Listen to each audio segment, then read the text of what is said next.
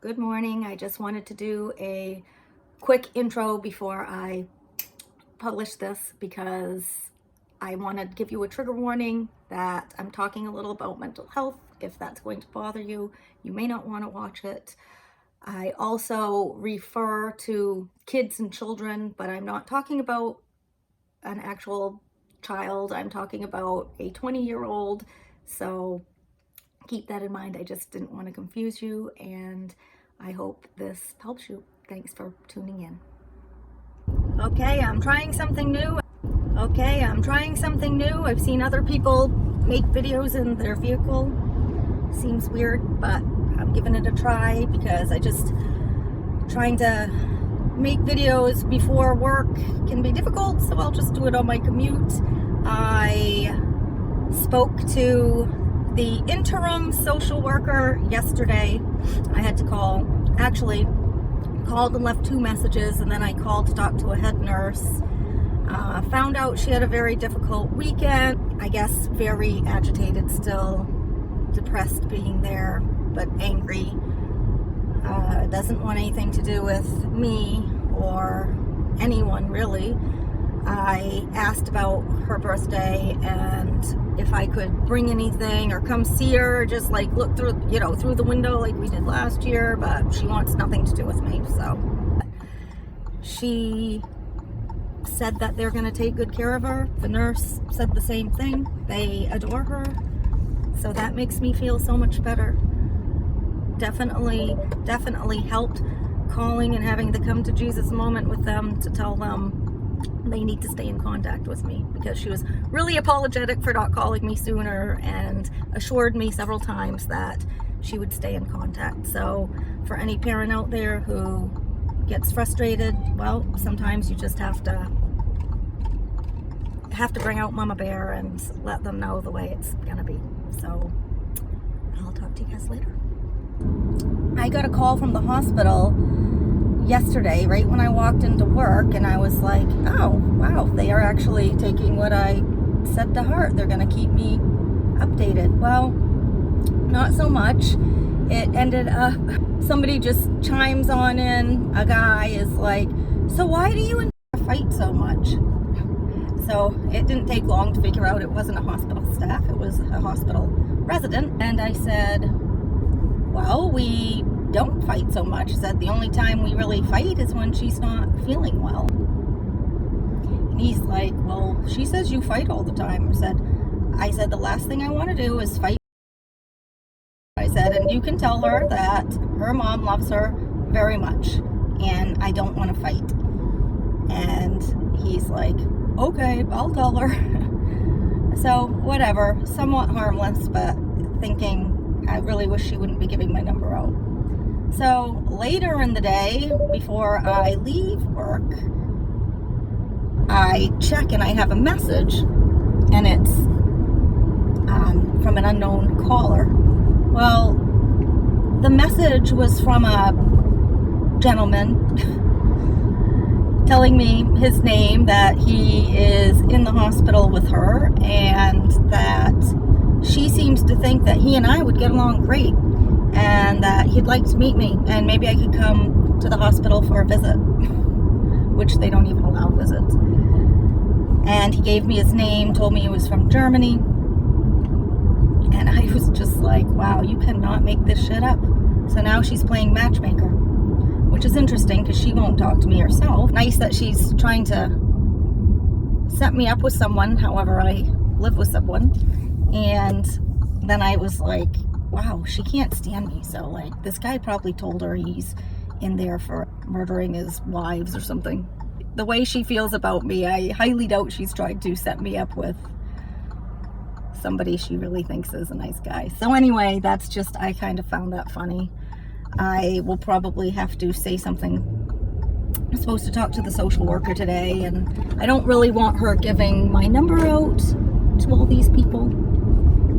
But anyway, I know she's not in her right frame of mind. She's refusing medications, so she's still having erratic thoughts, and I get it. I'm not angry. It's kind of funny, but not really funny, because Hopefully she doesn't give my address out next. Anyway, just thought I'd share that.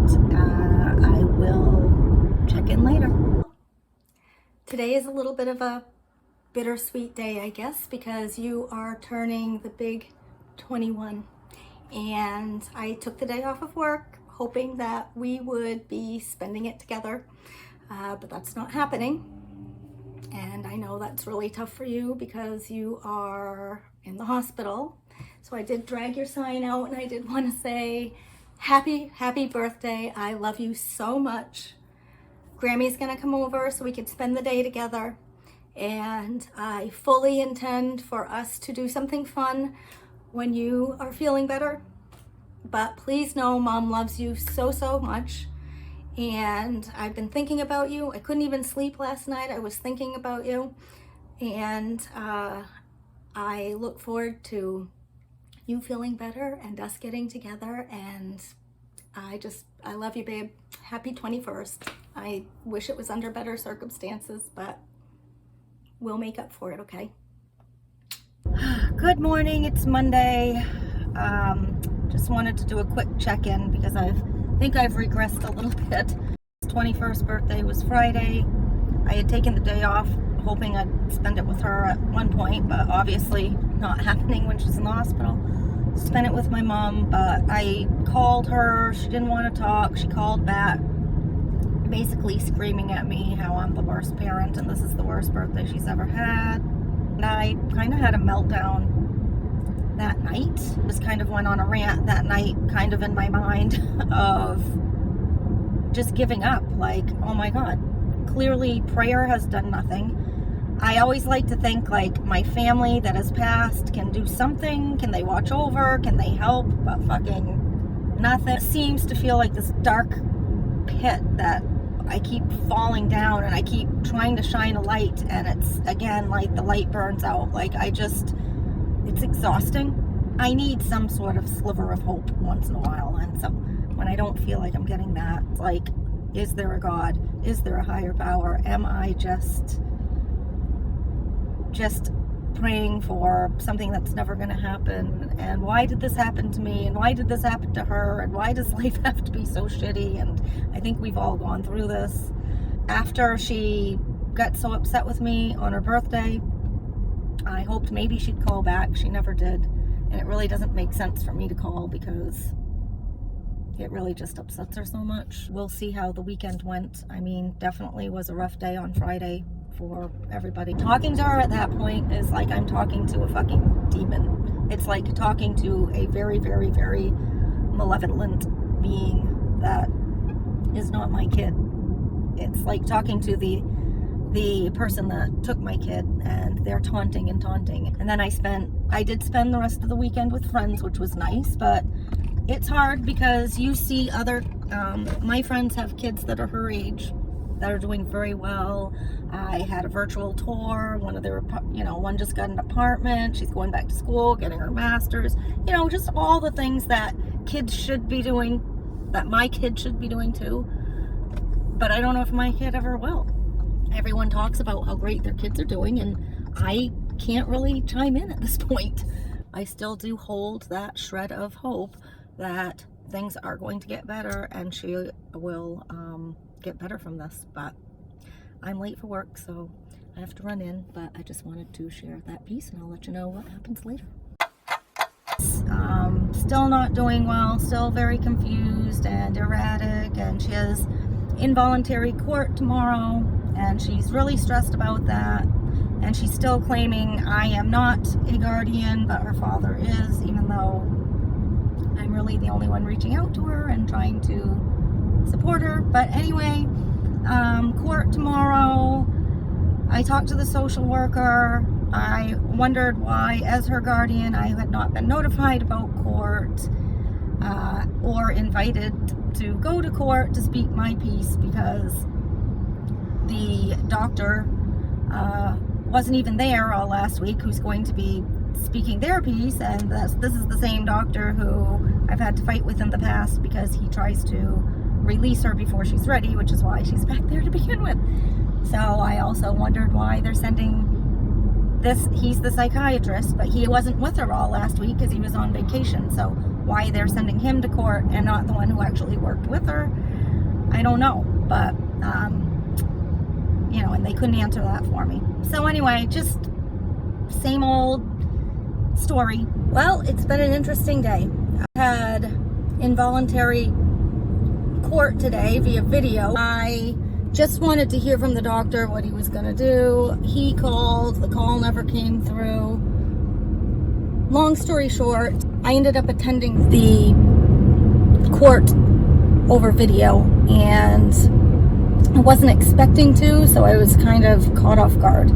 I had to come out in my car and get on Zoom on my phone, and yeah, it was all very last minute and awkward because of course she didn't want me there, and she spewed off that, you know, how horrible of a person I am, and I'm not her guardian, and I abused her and everything else. I have Munchausen syndrome. Interestingly enough, when she was presenting all of this, she was very calm. They asked me one question, and her court-appointed attorney tried to like pick apart everything, and I really just felt like I was there to say my piece. My piece kind of got shoved aside, but the good news is that she got what the doctor had asked for. So, I mean, it was a good outcome. I'm happy with it, as happy as one can be. I'm happy she's going to be safe. It sucks because I want her to be able to enjoy the summer, the weather, but once again, we're going through the same thing we went through last year. That's been my day.